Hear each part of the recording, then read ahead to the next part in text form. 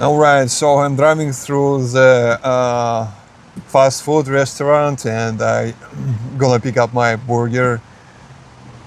Today I'm in my car thinking how do I make my presentations in person with the slides, and I prepared a text that I keep in my mind memorized.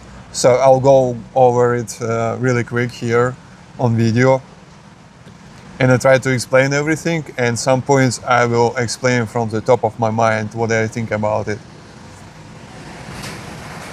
Alright, wish me good luck and let's get started. Hi, can I have ketchup? Thank you. Thank you. Alright, other than that, today is a sunny day. I'm in Alameda. I'm moving towards the... Is it recording? I'm moving towards the... What do you call it? Floating museum, which called USS Hornet. It's a battleship and aircraft carrier that served in old times in the World War. And I visited many times. I've been inside, but it's not enough space for me because I'm very tall. I'm 6'6". And everyone asking if I play basketball, but I play basketball. I like it, but what I most like it in my life to play volleyball for some reason. Right? I also played American football. I've been in defense as a middle linebacker, and I enjoyed it too. In my younger years, I also noticed that I'm running faster than other kids, and that was my main fear, that what's gonna happen if I'm not gonna run that fast. Will people treat me differently? I was a kid and I didn't know how to solve this issue, and it was a galaxy scale problem for me. But anyway, let me go over the text that I memorized, and I can share with you how do I do that, how do I speak on camera, how do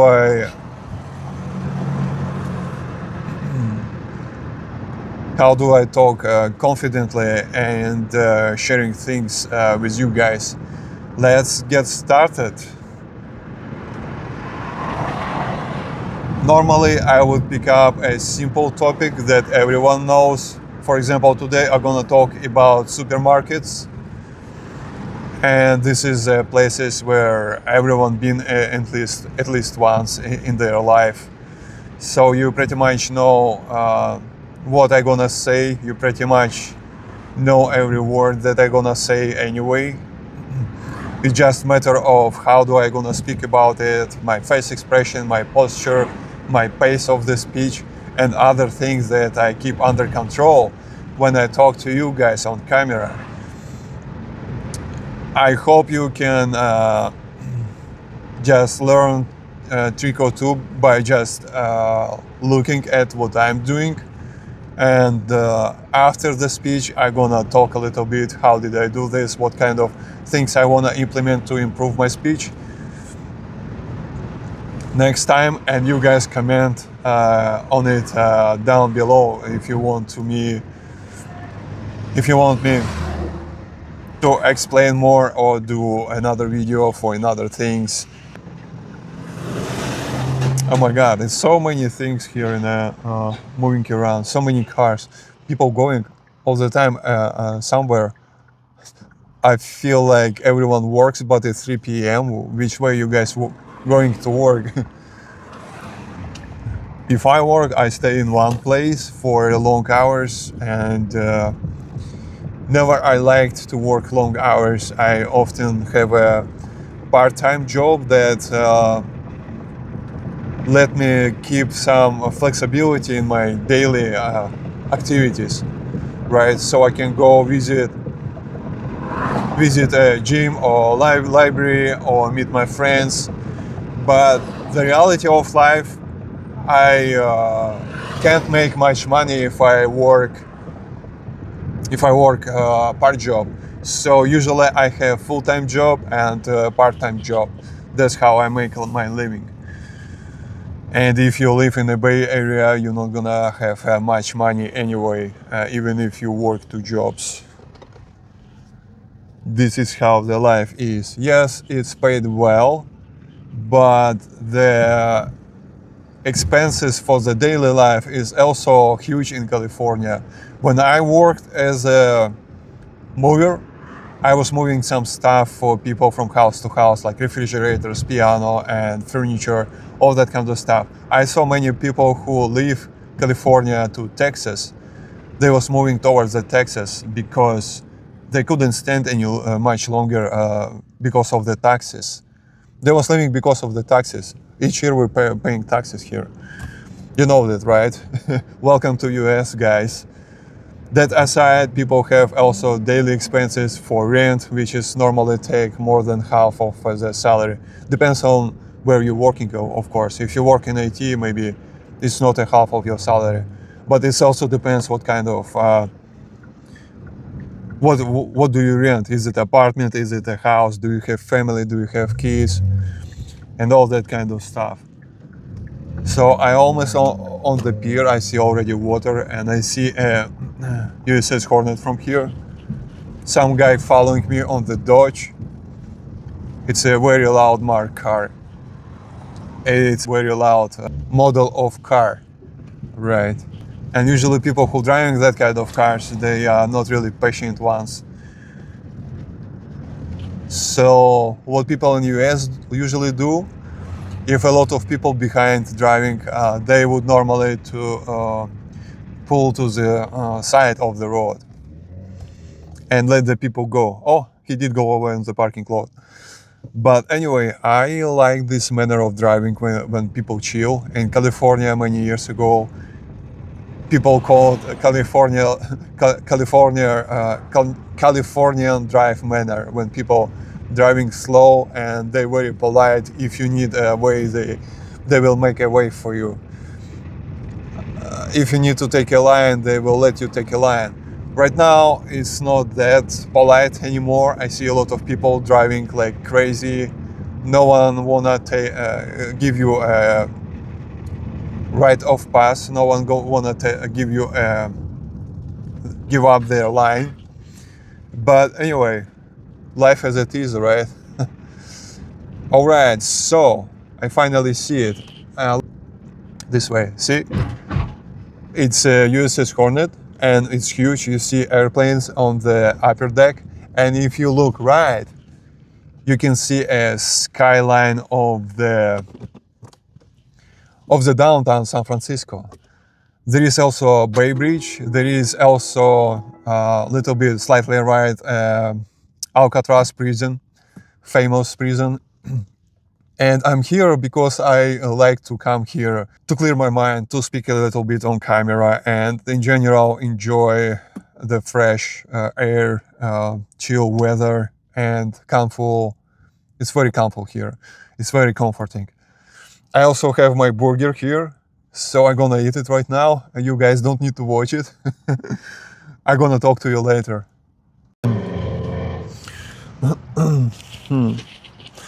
Okay, so the topic of today's discussion is supermarkets. They make our life easier by keeping the food safe and fresh for a long time.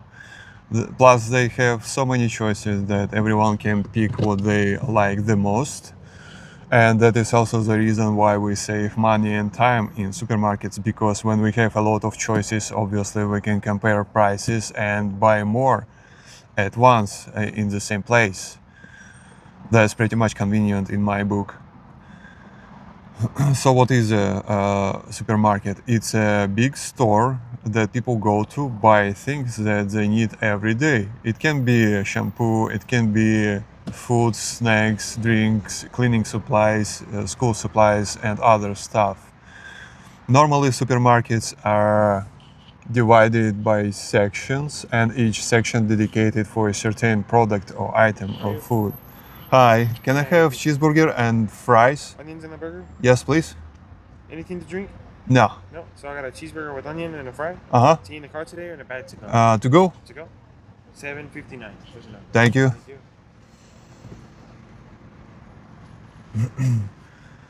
I bought a burger, and burger and fries cost like $7 today in California. It's Alameda.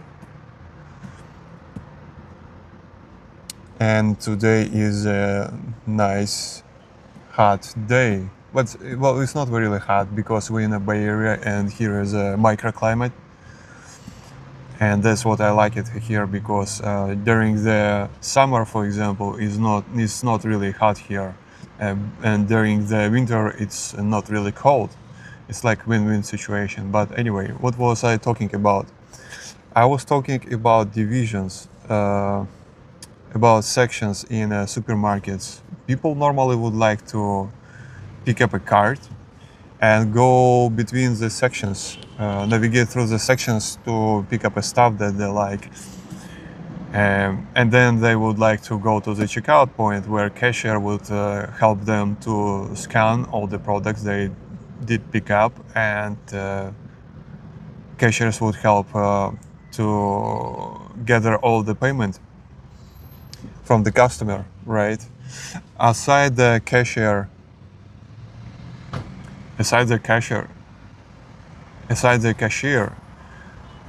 there are multiple peoples, many different peoples who work in supermarkets to make them run smoothly.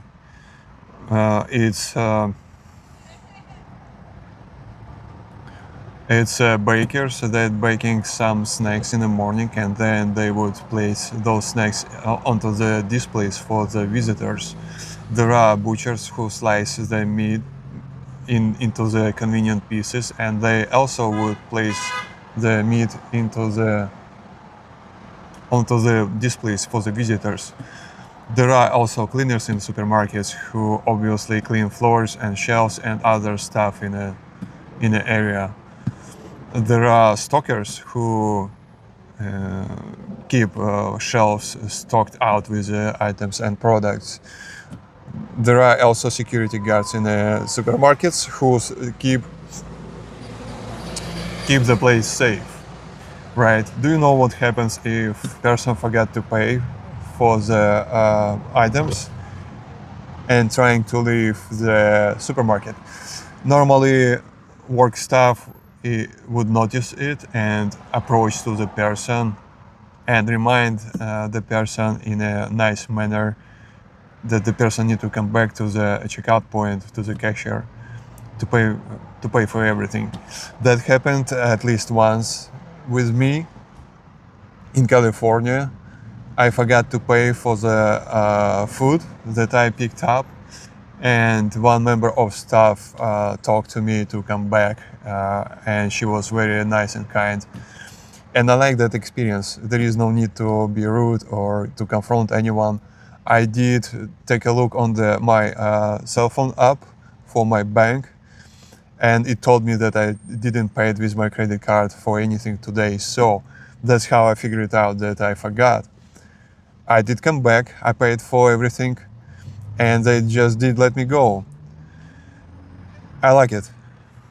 But if person would like not to cooperate, or person not responsive, then the staff members would probably ask security guards assistance. And what they do, they normally hold the person at the spot until police arrives to make a report, right? There are also surveillance and cameras everywhere in supermarkets. They help security to track unwanted people. That helps their job. That helps security to do their job, right?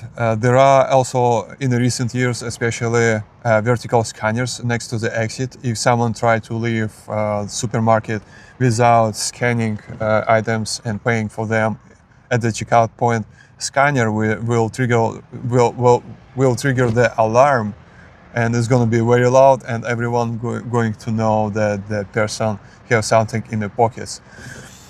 And that's kind of embarrassing experience. I wouldn't advise anyone. And yet sometimes I see people do this. I guess everyone have a different situation in their life, so I can't blame them or judge them. It is what it is. I also didn't mention it earlier that many people work for this supermarkets, including drivers who bring all that kind of all the stuff for the shelves on their huge trucks. But where are they taking from that all that kind of stuff? It comes from the warehouses that specialize in gathering all type of goods and products for the supermarkets from the different spots. It could be farms that grow crops and vegetables, plants and grain. They can also grow animals that would normally end up in butchering facilities. That's how we have meat on the shelves in the supermarket. That's very sad part of our life, but this is our reality. That's how we get meat. There are also such things as cacao beans, as coffee beans, some fruits like bananas that comes to the warehouse from the different countries, and they are being delivered by the huge ocean ships or even airplanes. And then from the warehouse they distribute it to the supermarkets, which just makes sense. There are also snacks that cannot be produced on the supermarket premises, inside the supermarkets. Those are brand snacks that being produced on the brand factories, like Twix, chocolate bars. It could be Snickers chocolate bars, and so on and so on. What else? How all that kind of stuff that brought to the supermarkets are being kept for so long and stay fresh? So the thing is, supermarkets have refrigerators and freezers where they keep frozen meat, or they keep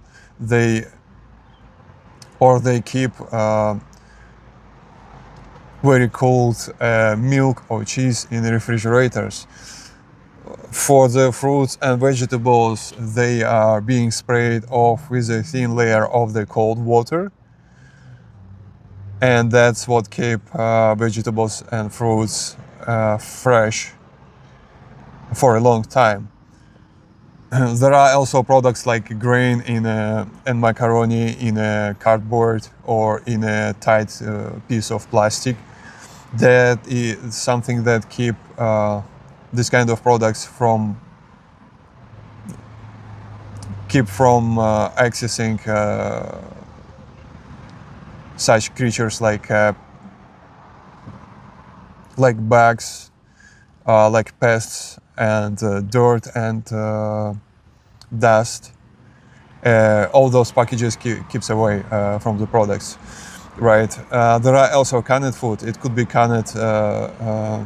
It could be canned fruits. It could be canned meat, and what's cans is just piece of metal that wrapped up around the product. You usually need some device to help you to access it. The benefit of using canned food is that it can stay fresh and eatable for a very long time. There are also stockers in supermarkets that keep an eye on expiration date of each product, and if it comes to the expiration, they're just removing stuff from the shelves. What happens if supermarkets are not able to sell products or food? In that case, before it getting expired, supermarkets usually donate food to the food banks for the families in need. If food already spoiled or expired, it's being donated to the farms for the animals. And if food spoiled beyond the point that it can be fed to the animals, then it's being donated to the farm as a compost, right? So it's a kind of biological mess that can be mixed up with the ground in order to fertilize it. and to help crops and vegetables and plants to grow faster, better, and stronger.